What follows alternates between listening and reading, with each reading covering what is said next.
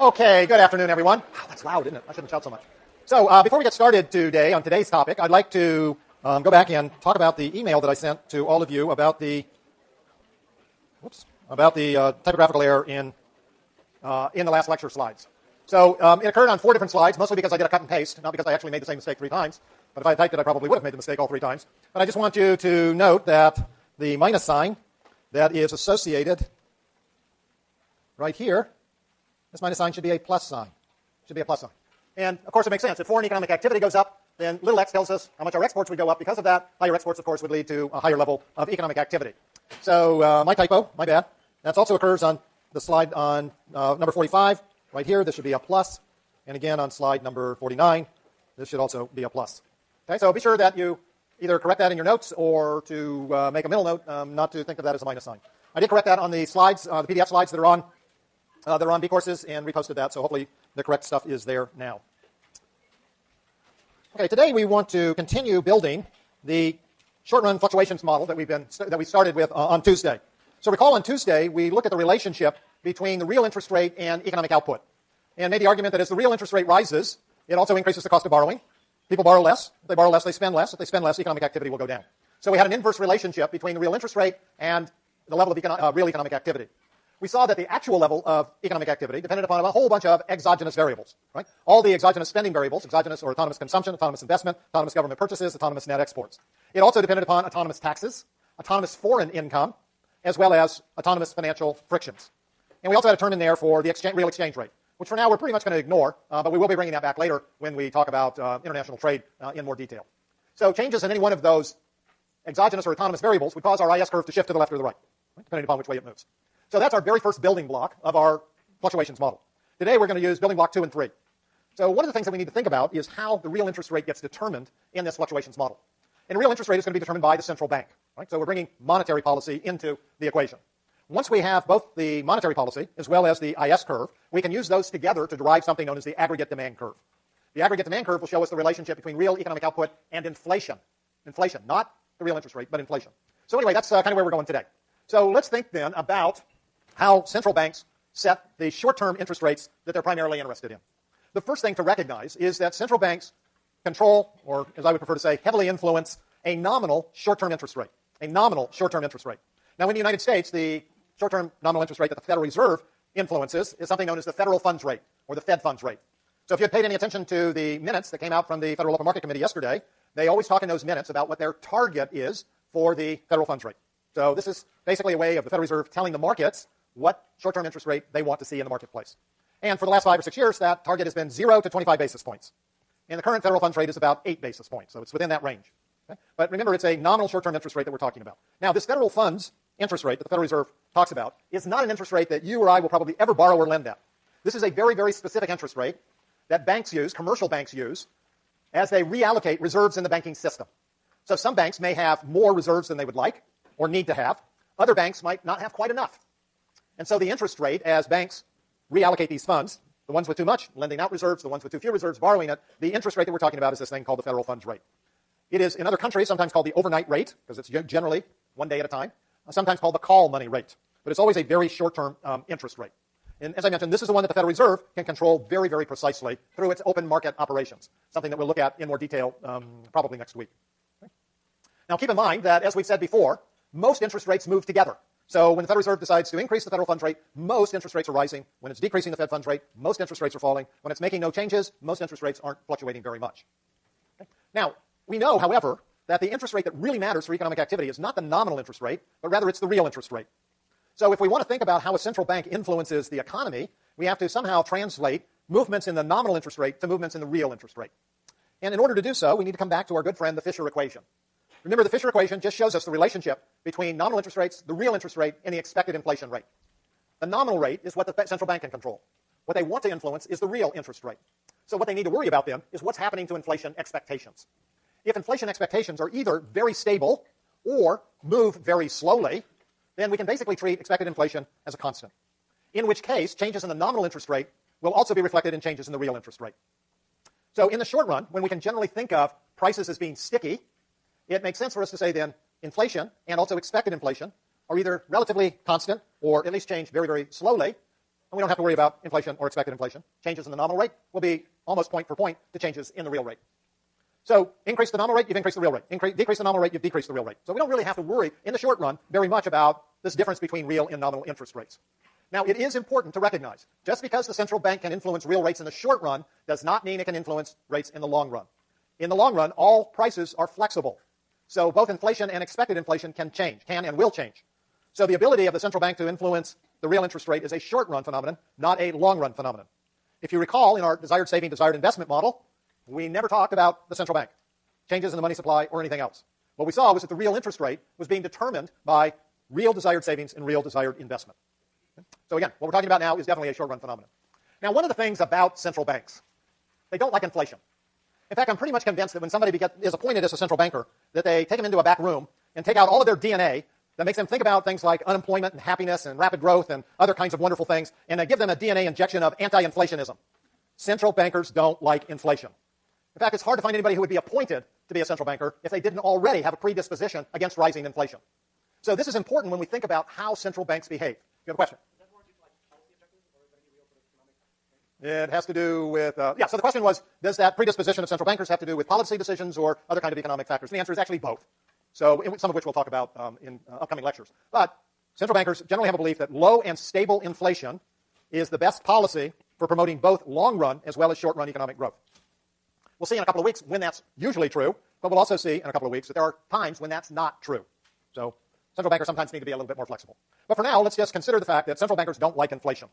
So we might anticipate then that there would be a relationship between the real interest rate that the central bank influences and the rate of inflation. And indeed there is. This is shown in something known as the monetary policy curve. It's a positive relationship. As inflation rises, the central bank will increase the real interest rate. Now it turns out that because most inflation, not always, but most inflation is due to excess demand in the economy, that the monetary policy curve makes sense. So if there's excess demand in the economy and the inflation rate is beginning to rise, the way to stop that is to increase the real interest rate. By increasing the real interest rate, you've raised the cost of borrowing. Businesses and households borrow less, they spend less. Right? They spend less, economic activity either grows more slowly or maybe shrinks a little bit. So the excess demand begins to go away. So one of the things that we've seen is all central banks, except for a very few wild and crazy ones, where economic conditions turn out not to be very good, all central banks follow this general procedure. When the inflation rate is rising, they increase the real interest rate. This is something that is known as the Taylor principle. The Taylor principle, named after John Taylor, an economist at the Junior University across the bay. So we can write an equation for our monetary policy rule, and it would look something like this. Right? So what we have then is the real interest rate that the Federal Reserve or the central bank wants to set, R, equals R bar, an autonomous portion, plus lambda, a parameter, times the rate of inflation. What lambda tells us is how sensitive the central bank is towards inflation. The larger the value of lambda, the bigger the increase in the real interest rate for any given change in inflation. So the German Bundesbank, before the Euro and the European Central Bank were created, was generally thought to have a very high value on lambda. The German Bundesbank, Germany's central bank, did not like inflation. So whenever inflation would rise, the German central bank would increase the real interest rate significantly. In the United States, bankers don't like inflation, but they haven't been quite as adamant as the Germans were. So generally speaking, in the United States, when the inflation rate rises, yes, the central bank's still going to raise the real interest rate, but not nearly as much as what the Germans would. So the value of lambda was somewhat less. So lambda, as we'll see in just a minute, is basically the slope of our monetary policy curve. And again, simply tells us how anti-inflation the central bank actually is. So if we were to diagram this, we will put our real interest rate on the vertical axis and the inflation rate on the horizontal axis. And a monetary policy curve would be upward sloping. Right, so this would equal R, the real interest rate equals R bar, plus lambda times the inflation rate. So a couple of ways of thinking about this particular diagram. If we came down here to what the intercept would be, this would be R bar. And if we thought about the slope here, the slope of this curve is equal to lambda. So we can have a very steep monetary policy curve or a very flat one, but it must have a positive value for lambda. So that's our monetary policy curve. Now there are a couple of things that we need to think about with respect to this curve. The first is, let's see exactly what the central bank is doing. So if we have a relatively low inflation rate, say 1%, 1.5%, 0.5%, we should expect to see a very low real interest rate. So of course in the United States today, the inflation rate is very low, about 1.5%. And of course the real interest rate is also very low. In fact, the real interest rate in the United States, the real federal funds rate in the United States is basically minus 1.5%.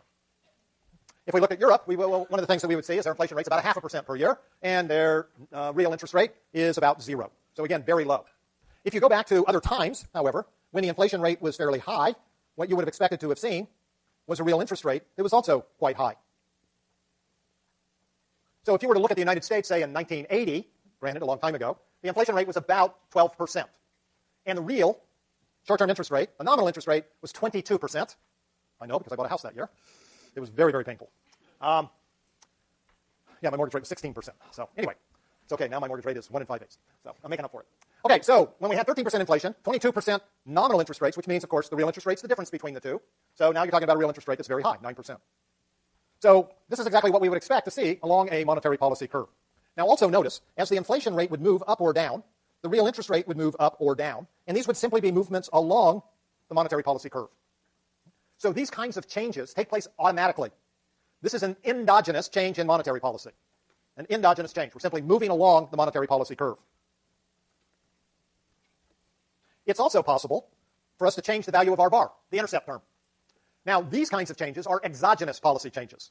In this case, the central bank will make an explicit decision to change the real interest rate for any given inflation rate. Because this is an explicit decision, we refer to this as a discretionary change. A discretionary change. Now, the Federal Open Market Committee, the policy-making group of the Federal Reserve, meets 8 times a year. And what they're meeting for, those 8 times of the year, is to discuss whether and when they should change our bar. They're not worried. They've already got lambda. They already know what lambda is going to look like. They know how they're going to automatically respond to any changes in inflation. The question then becomes, are there other things that we need to do to change our bar? So right now, what the Federal Reserve is telling the markets is that we expect that we'll be changing short-term interest rates probably around the middle of next year, middle of 2015. In order to do so, it's likely that they will be changing our bar. Yes. R bar and I? No. So the difference between R bar and I is a nominal interest rate. R is always a real interest rate. So one of the differences is the difference between nominal and real, expected inflation. R bar is only part of the real interest rate. Right? It's the part, if you go back here, here's R bar. It's the part that would, the interest rate that would exist if the inflation rate were 0. As the inflation rate goes up, notice this is kind of our base real interest rate, we'll increase the real interest rate endogenously. Now, when we change R bar, this discretionary monetary policy, we can either increase it or we can decrease it. So when we increase our bar, think about what that means. The real interest rate is now going to be increasing. A higher real interest rate increases the cost of borrowing, so there'll be less borrowing, less spending, less economic output. Notice the reaction to that increase in our bar is to contract the level of economic activity, at least contract it relative to where it would have been otherwise. So we often refer to increasing our bar as a contractionary monetary policy. The effect is to reduce economic output, or at least to slow the growth of economic output. This is sometimes also referred to as a tightening of monetary policy. Reducing our bar is just the opposite of that. When we reduce our bar, what we're saying is for any given inflation rate, we will now have a lower real interest rate. Reduce the real interest rate, you've reduced the cost of borrowing, there'll be more borrowing taking place, more spending, higher economic output. So now we've expanded the economy by reducing the real interest rate. So we have what is known as an expansionary monetary policy, or an easing of policy. So when we change our bar, let's put in an initial inflation rate, I0, and see what interest rate we have. So right now, we would say the central bank is very comfortable with if the inflation rate is at I0, 2%, then they want a real interest rate of R0, which might be 4%. But now suppose something happens in the economy. They don't expect it necessarily to change the inflation rate right away, because after all, prices are sticky. So if you get a big shock to the economy, the central bank may decide, whoa, we're going to go into a recession. And that's not necessarily going to give us lower inflation right now. But we would like to lean against that recessionary pressures, as if there were a big drop in autonomous consumption. So what the central bank may very well do is have an expansionary monetary policy